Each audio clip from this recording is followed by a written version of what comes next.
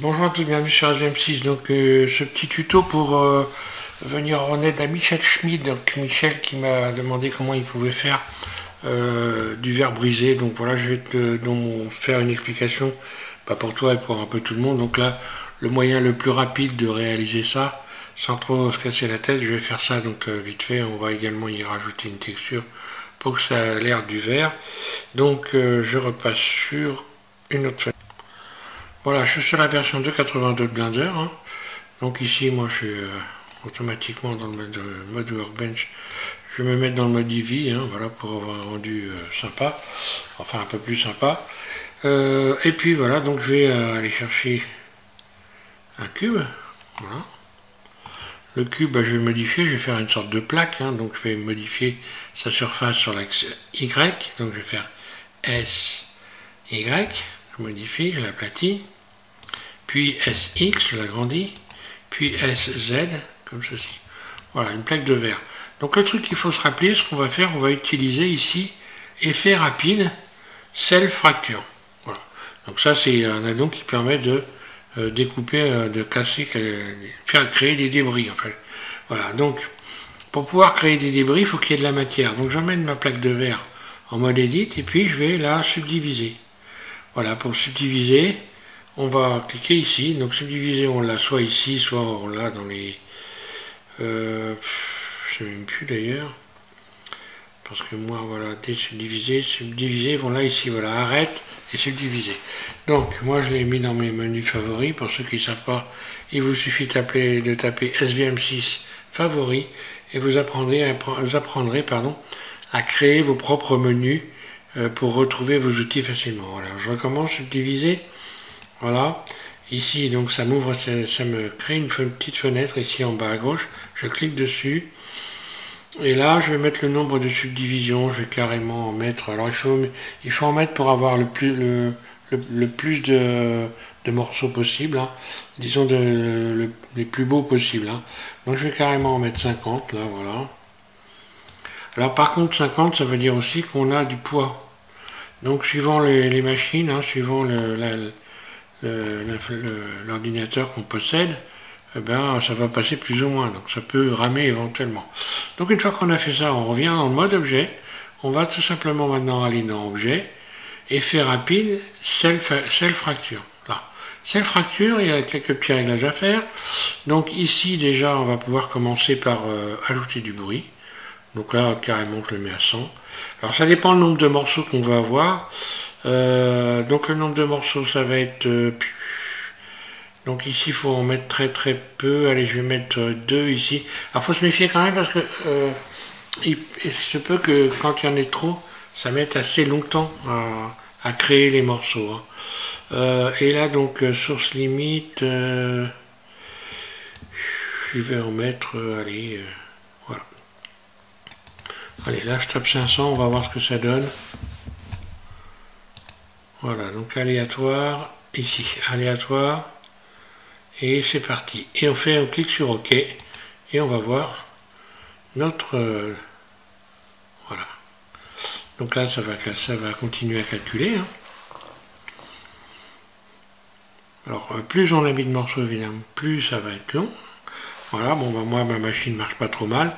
Alors maintenant, la plaque initiale existe toujours, elle est là, c'est cube.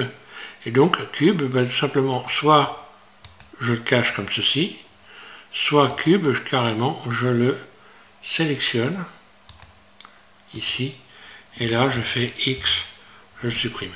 Alors, je me retrouve avec plein de petits morceaux, mais plein de petits morceaux individuels.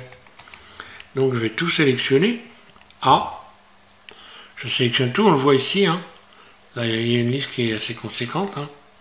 Plein de morceaux, ils sont tous renommés, et je vais faire CTRL J. Voilà. J'aurais pu écarter un peu les morceaux aussi éventuellement. Je vais revenir en arrière, CTRL Z. Alors il y a un truc à faire. Quoique... non, oui, il y a un truc à faire. Donc je recommence, je fais CTRL J, non c'est bon. J'emmène l'ensemble ici en mode edit, hein. Je sélectionne tout, A. Et je vais mettre en mode ici Mode individuel, individuel, ici, voilà. Donc origine individuelle, et je vais réduire les surfaces, donc individuellement. Donc je fais surface, je réduis, et donc je vais créer comme ça des petits jours. Là on le voit, hein, si j'exagère, voilà ce que ça donne. Donc je reviens. Voilà, ça peut permettre de donner un effet un peu plus cassé. Donc là on voit que quand même, hein, j'ai un peu de mal à bouger mon... Enfin bon, ça bouge. Voilà, ensuite, bah voilà, tout simplement, il suffit d'aller maintenant rajouter une texture. Donc je vais dans matériaux, nouveau. Là je vais aller chercher du vert. Donc ici je clique à la place de BSDF guidé. Je fais un clic gauche. Je vais chercher vert. Là pour voir ce que ça donne, je clique ici sur le mode rendu. Et puis là voilà, donc là j'ai un vert trouble simplement parce que il y a de la rugosité. Donc hop, je retire la rugosité. Après on peut modifier l'aspect du vert. Hein. Donc là déjà si je désélectionne, voilà ce que ça donne. Hein. Après on peut aller ici modifier en allant en modifiant pas ici mais là, voilà. Alpha mélangé, ça donne ça. Donc là j'ai carrément beaucoup plus de... les bords qui sont beaucoup plus importants. Hein. Ou opaques. Voilà, la réfraction, hein, on peut jouer avec la réfraction.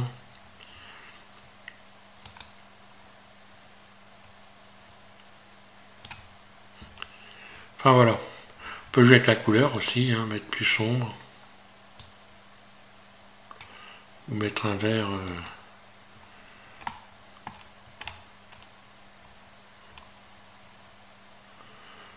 Voilà, et pour ce qui est du fond, ben, alors moi j'ai une texture HDRI hein, de studio.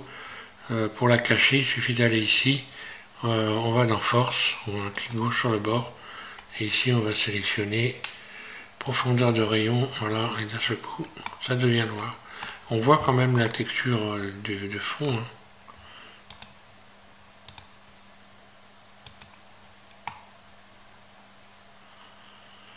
Voilà donc pour les explications du verre cassé.